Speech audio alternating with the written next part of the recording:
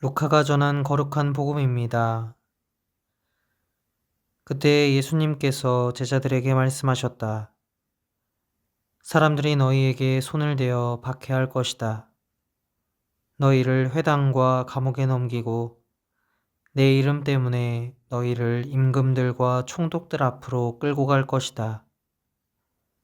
이러한 일이 너희에게는 증언할 기회가 될 것이다. 그러나 너희는 명심하여 변론할 말을 미리부터 준비하지 마라. 어떠한 적대자도 맞서거나 반박할 수 없는 언변과 지혜를 내가 너희에게 주겠다. 부모와 형제와 친척과 친구들까지도 너희를 넘겨 더러는 죽이기까지 할 것이다. 그리고 너희는 내 이름 때문에 모든 사람에게 미움을 받을 것이다. 그러나 너희는 머리카락 하나도 잃지 않을 것이다. 너희는 인내로써 생명을 얻어라. 주님의 말씀입니다. 그리스도님 찬미합니다.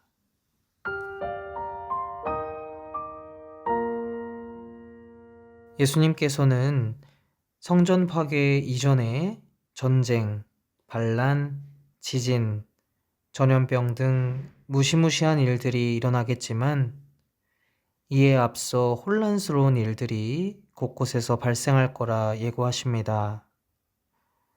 예를 들어 예수님의 제자들은 사람들한테 미움을 받고 박해당할 것입니다. 심지어 부모와 형제와 친척과 친구들에게까지 버림받아 회당과 감옥에 넘겨져 곤경에 처할 것이고 더러는 죽임도 당할 것입니다. 아주 끔찍합니다. 근데 이 끔찍한 일들이 여느 보통 사람들이 아니라 예수님의 제자들에게 닥칠 거라는 점이 눈에 들어옵니다. 이 두 부류의 사람들이 뭔가 다르기라도 한 걸까요? 왜 예수님의 제자들에게만 그런 일이 닥치는 걸까요? 이제 우리의 시선을 제1독서로 돌려봅시다. 여기에 벨사차르가 등장합니다. 그는 강력한 힘과 권한을 지닌 임금으로서 1000명이 넘는 대신들이 그의 뒤를 따르고 있었습니다. 그래서일까요? 임금은 하늘의 주님을 거슬러 자신을 드러높이는 우를 범하고 말았습니다. 하느님 대신 미신이나 우상 따위를 숭배하면서 말이죠. 근데 벨사차르만 이런 우를 범했던 건 아닙니다. 여기에 동조했던 수많은 대신들이 있었죠. 그와 함께 큰 잔치를 벌이고 예루살렘 성전에서 가져온 기물들로 술을 마셨던 바로 그 대신들 말입니다.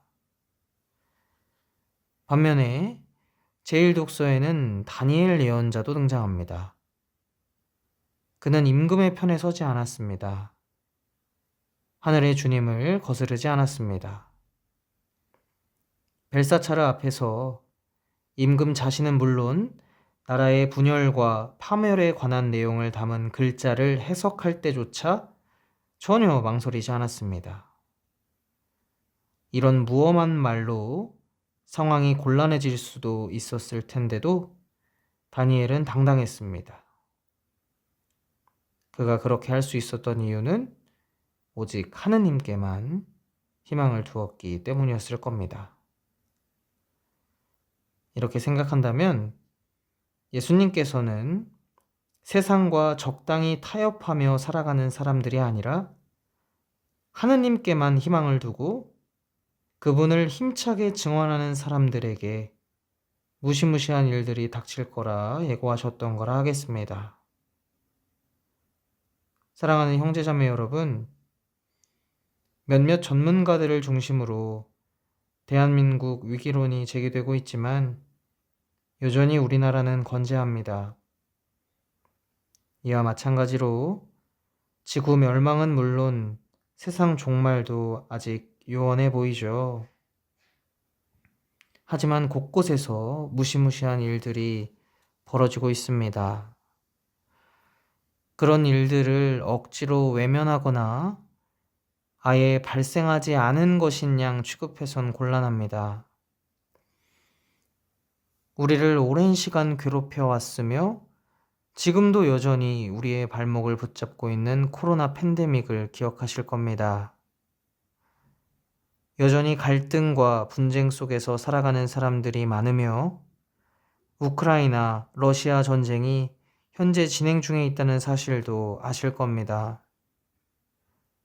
이스라엘과 팔레스타인 무장정파 하마스 간의 전쟁이 시한부 휴전에 들어갔다고 하지만 언제 또 전쟁이 재개될지 모르는 일촉즉발의 상황임도 아실 겁니다.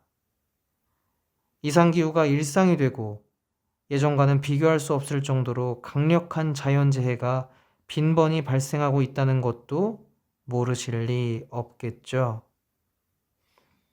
이런 상황에서 하느님께서는 우리가 어떻게 살기를 바라실까요?